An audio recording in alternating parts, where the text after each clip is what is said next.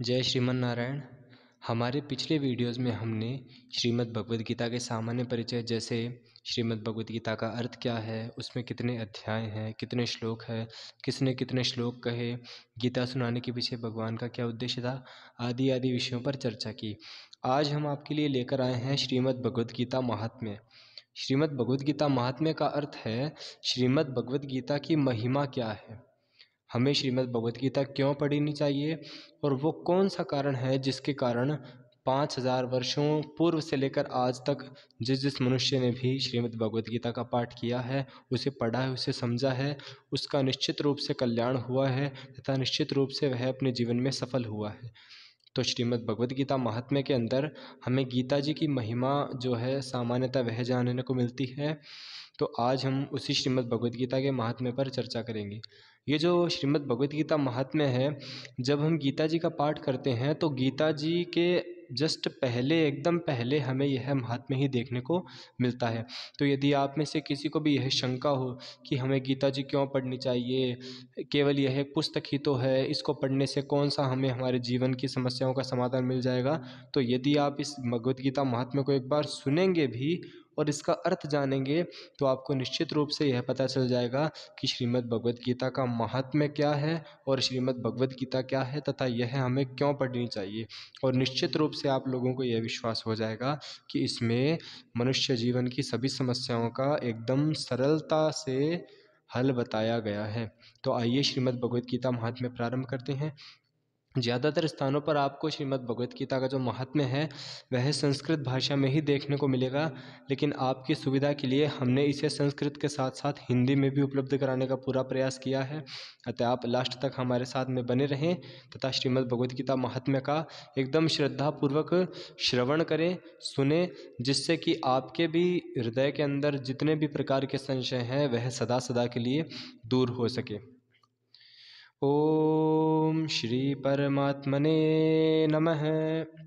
अथ श्रीमद्भगवद्गीता महात्म्यम। गीता शास्त्रमिदं पुण्यम यः पठेत् प्रयतः पुमान् विष्णोः पदम वाप्नोति भयशोकादिवर्जितः। अर्थात जो मनुष्य शुद्ध चित्त होकर प्रेम पूर्वक इस पवित्र गीता शास्त्र का पाठ करता है वह भय और शोक आदि से रहित होकर विष्णु धाम को प्राप्त कर लेता है। गीताध्ययनशीलस्य प्राणायाम परस्य च नैव सन्ति हि पापानि पूर्वजन्म कृतानि च। अर्थात जो मनुष्य सदा गीता का पाठ करने वाला है तथा प्राणायाम में तत्पर रहता है, उसके इस जन्म और पूर्व जन्म में किए हुए समस्त पाप निसंदेह नष्ट हो जाते हैं। मल निर्मोचनम पुंसाम जल स्नानम दिने दिने सकृत गीतांबसि स्नानम संसारे मलिनाशनम। अर्थात जल में प्रतिदिन किया हुआ स्नान मनुष्यों को केवल शारीरिक मल का नाश करता है, परंतु गीता ज्ञान रूप जल में एक बार भी किया हुआ स्नान संसार मल को नष्ट करने वाला है। यानी एक बार भी जो गीता जी का पाठ कर लेता है वह संसार मल यानी बार बार जन्म मरण रूपी है जो संसार का बंधन है, इससे सदा सदा के लिए मुक्त हो जाता है। गीता सुगीता कर्तव्या किमन्यः शास्त्र विस्तर है या स्वयं पद्मनाभस्य मुख पद्माद्विनिसृता। अर्थात जो साक्षात कमलनाभ भगवान विष्णु के मुख कमल से प्रकट हुई है उस गीता का ही भलीभांति गान अर्थात अर्थ सहित स्वाध्याय करना चाहिए। अन्य शास्त्रों के विस्तार से क्या प्रयोजन है। यानी हमारे हिंदू धर्म में जितने भी शास्त्र है, जितने भी पुराण है, जितने भी वेद हैं, वह सब अपने अपनी जगह बहुत श्रेष्ठ है तथा हम सभी का निश्चित रूप से वह मार्गदर्शन करने वाले हैं। किंतु गीता जी साक्षात पद्मनाभ भगवान श्री कृष्ण के मुख से निकली हुई है। जिस प्रकार गंगा मैया भगवान श्री कृष्ण के चरणों से निकली है, उसी प्रकार यह गीता मैया भी भगवान श्री कृष्ण के मुख से निकली है। तो अन्य शास्त्र जो है उन्हें हम पढ़ें तो निश्चित रूप से हमें हमारे जीवन के अंदर मार्गदर्शन तो मिलेगा, लेकिन यदि हम गीता जी का पाठ करते हैं तो हमें इस जन्म में तो मार्गदर्शन मिलेगा ही मिलेगा, अपितु यह जन्म मरण रूप जो संसार रूपी बंधन है हम सदा सदा के लिए इससे भी मुक्त हो जाएंगे।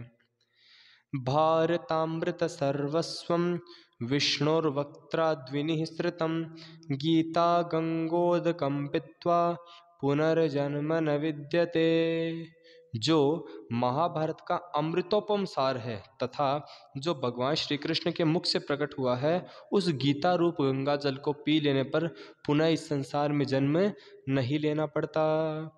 सर्वोपनिषदो गावो दोग्धा गोपाल नंदन है, पार्थो वत्सः सुधीर भोक्ता दुग्धम गीतामृतम महत्। अर्थात संपूर्ण उपनिषदें गौ माता के समान है। गोपाल नंदन भगवान श्री कृष्ण दूहने वाले हैं, अर्जुन बछड़ा है तथा महान गीतामृत ही उस गौ का दुग्ध है और शुद्ध बुद्धि वाला श्रेष्ठ मनुष्य ही इसका भोक्ता है। यानी जितने भी संपूर्ण उपनिषद है वो सभी गौ माता के समान है तथा गोपाल नंदन भगवान श्री कृष्ण सभी उपनिषदों रूपी गौ माता से दूध को दूहने वाले हैं।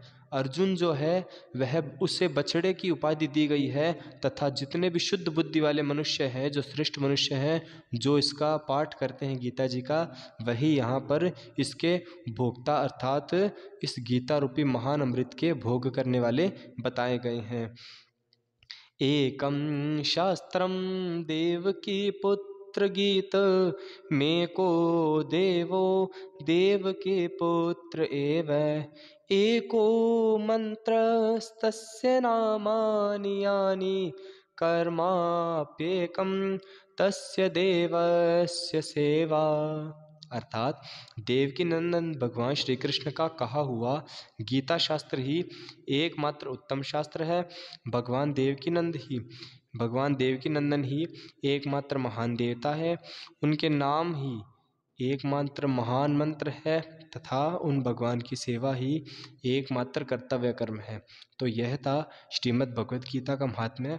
हम आशा करते हैं आपको सही लगा होगा, अच्छा लगा होगा। आप आगे भी इस महात्म्य को जरूर पहुंचाएं और हमारा यही निवेदन हमारा आपसे है कि जहाँ तक संभव हो सके आप अपने जीवन में, दैनिक जीवन में आज से ही श्रीमद् भगवद गीता का पाठ आरंभ करें, ताकि समस्त प्रकार की समस्याओं से आपको सदा सदा के लिए निवारण मिल सके और आप सभी निश्चित रूप से कल्याण के भागी हो सके। आज के लिए बस इतना ही। जय श्रीमन नारायण।